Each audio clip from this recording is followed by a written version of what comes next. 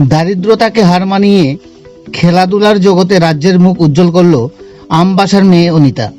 অনিতাদের সংসারে অভাব অনটন সংগ্রাম ছিল নিত্যসঙ্গী, কিন্তু ওর সাফল্যের স্বপ্নকে দেখে কিছুতেই হার মানেনি ধলাই জেলার আমবাসার মেয়ে অনিতা।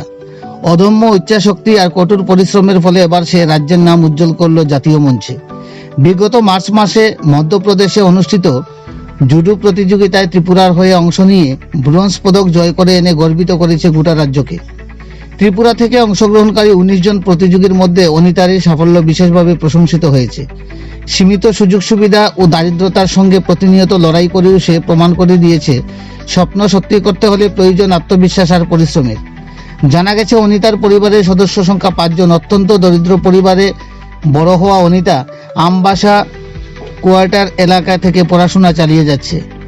তার পিতা গজেন্দ্র ত্রিপুরা বন দপ্তরের একজন অস্থায়ী কর্মী। সংসারের অভাব অনটনের মাঝেও মেয়ের স্বপ্ন পূরণে পরিবার সবসময় তাকে সহায়তার হাত বাড়িয়ে দেয়। অনিতার এই অসাধারণ সাফল্য তাকে সংবর্ধনা জানায় ২৮ নং আসাম রাইফেল ব্যাটালিয়নের কর্নেল DH চৌহান। তিনি অনিতাকে ফুলের তোড়া, উত্তরীয় ও আর্থিক সহায়তা প্রদান করে শুভেচ্ছা জ্ঞাপন করেন। পাশাপাশি আগামী দিনেও অনিতার পাশে থাকার আশ্বাস দেন। অনিতার সাফল্যের খবরে খুশির হাওয়া বইছে আমবাসা সহ গোটা ধলাই জেলা জুড়ে। স্থানীয়দের মতে দারিদ্র কখনো প্রতিভার পথে বাধা হতে পারে না। অনিতা তার জীবন্ত উদাহরণ। আজ সে শুধু একটি পদকই জিতে নিয়েছে হাজারো স্বপ্নবান তরুণ তরুণীর হৃদয়ে। সংগ্রামের পথ পেরিয়ে অনিতার এই জয় যেন নতুন করে শেখায়, স্বপ্ন যদি সত্যি করার ইচ্ছা থাকে তবে অভাব কখনো বাধা হতে পারে না। ফটিকরায় থেকে বিকাশ কোপালের রিপোর্ট, শ্যামলী ত্রিপুরা। कमांडेंट अम्बासा जो एरिया है वो मेरा एरिया ऑफ रिस्पॉन्सिबिलिटी में आता है, मेरी जिम्मेवारी का इलाका है। तो जब हमें पता चला अनीता त्रिपुरा ने ये अचीवमेंट किया है तो हमने इनको अप्रोच किया, बिकॉज मेरा एम है being a Assam rifle sitting here, मेरा फोकस एरिया यूथ, यहाँ का लोकल यूथ भी है। उनको मैं यहाँ पे बुला के ट्रेनिंग देता हूँ। पिछले 1.5 साल से हमने 150 यूथ को army, Agniveer, SSC GD, police की भर्ती में सिलेक्शन करवा दिया है, फ्री ऑफ कॉस्ट ट्रेनिंग देके। तो जब ये बच्ची का मुझे पता चला तो हमने इनको अप्रोच किया, बिकॉज मैं चाहता हूँ कि इसकी जो स्टोरी है, जो इसकी अचीवमेंट है, वो पूरे त्रिपुरा में सारे यूथ हर घर में ये बताई जाए। क्योंकि कुराश एक गेम है जो कि बहुत कम लोगों को पता है, जो कि एक जूडो की तरह ही है।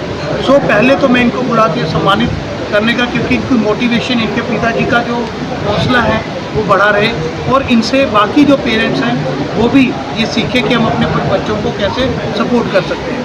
और ओवरऑल मैं यहाँ पे हूँ, अभी हमने इनको सम्मानित किया है। बाकी मैंने हर मंथ 2000 रुपीज़ डाइट देने का मैंने बोल दिया है। जब तक हमारी यूनिट यहाँ पे है, अगले 1.5 साल हम इनको हर महीने 2000 रुपीज़ डाइट का दिया करेंगे, ताकि ये अच्छे से अपनी प्रैक्टिस करें और इंडिया को रिप्रेजेंट करें। मेरा ये है। उसके अलावा इसकी और भी कोई ज़रूरत है स्पोर्ट्स से रिलेटेड, किड से रिलेटेड, आप हम हमेशा यहीं पे हैं और अभी हम इनका ध्यान रखेंगे। আমি এই ইভেন্টটা শুরু করেছিলাম 2024-এ। আমি তখন ভাবিনি যে আমি অত সাকসেস হবো, মানে মেডেল পাবো। আমি প্রথম এই গেমটা শুরু করেছিলাম জাস্ট রেসটা পছন্দ করে, আর জাপান যাওয়ার ইচ্ছা ছিল। তো আমি মনে করেছিলাম যে জুডো শুরু করে যখন আমি মেডেল পাবো, তো তারপরে জাপানে থেকে ডাক আসে, তো সেখানে যাওয়ার জন্য আমার অনেক ইচ্ছা জাপানে। তো সেখানে যাওয়ার জন্য আমি প্র্যাকটিস শুরু করেছিলাম। তারপর আমার খেলা শুরু হয়েছিল, খেলার জার্নিতে আমি অনেক ডাউনফলও দেখেছি, মেডেল আসে না। তবুও আমি কখনো নিজে ডিমোটিভেট করিনি। তো আমি আরও প্র্যাকটিস করি বেটার করার জন্য নিজেকে। তো প্র্যাকটিস করতে করতে এখানে আমি আজকে এই জায়গা এসে বসেছি যে মেডেল, ত্রিপুরার জন্য মেডেল এনেছি। আমি অনেক খুশি যে আমি ত্রিপুরার জন্য নাম করতে পেরেছি।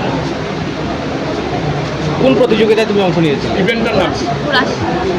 আচ্ছা, তুমি কোন জায়গাতে তুমি পার্টিসিপেন্টে অংশ নিয়েছো? হ্যাঁ, কোন জায়গাতে তুমি পার্টিসিপেন্ট অংশ নিয়েছো? আমার ফার্স্ট ন্যাশনাল তো হয়েছিল হিমাচলে, সেখানে আমি মেডেল পাইনি। সেকেন্ড হয়েছিল মহারাষ্ট্রতে, সেখানেও আমি পাইনি। থার্ড হয়েছিল ইউপিতে ডিসেম্বরে 2025 সেখানে আমি সিলভার মেডেল অর্জন করেছো? অর্জন করেছি। অর্জন করি। তারপর বাড়িতে এসে আবার প্র্যাকটিস কন্টিনিউ করি। জানুয়ারি মাসে আরেকটা ন্যাশনাল হয় মণিপুরের জুডো, সেখানে ফার্স্ট বাউটে আমি হেরে যাই, মেডেল পাইনি সেখানে। সেখান থেকে এসে পর থেকে আমার প্র্যাকটিস আমি বন্ধ করিনি। তারপর মার্চ মাসে আরেকটা ন্যাশনাল হয় এমপিতে, সেখানে আমি সিনিয়র ন্যাশনাল অংশগ্রহণ করি পুরাস, আর সেখানে আমি ব্রোঞ্জ মেডেল অর্জন করি আর ত্রিপুরার হিস্ট্রি ক্রিয়েট করি। তখন আমিও জানি না যে আমি এইসব করেছি। আচ্ছা, তুমি কত বছর ধরে এই ইভেন্টে গেলে? 2 বছর। 2 বছর ধরে। টোটাল কতটা মেডেল পাইছে? টোটাল ন্যাশনালে 2টা, পার্টিসিপেট 5টা, আর নেক্সট মান্থ পাঞ্জাবে চণ্ডীগড়ে আরেকটা। আজকে যে এই আসাম রাইফেলসের তরফ থেকে তোমাকে সংবর্ধনা দেওয়া হলো, তো কি বলবে তাদের এই উদ্যোগকে? আমি অনেক খুশি যে আমাকে এখানে সম্মানিত করা হয়েছে 28 আসাম রাইফেল থেকে। আমি অনেক খুশি, তাই আমি তাদেরকে অনেক ধন্যবাদ করতে চাই। আমি অনেক খুশি। আচ্ছা, এই সাফল্যের পিছনে কাকে বেশি ধন্যবাদ দেবে? আমি আমার প্যারেন্টস আর আমার কোচ,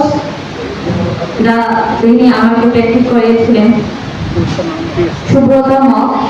তুমি যেখানে প্রতিযোগিতা অংশ নিয়েছো, তোমার অপর প্রতিদ্বন্দ্বী কে ছিল? হারছিলাম যেটা। হ্যাঁ হ্যাঁ, পাঞ্জাব।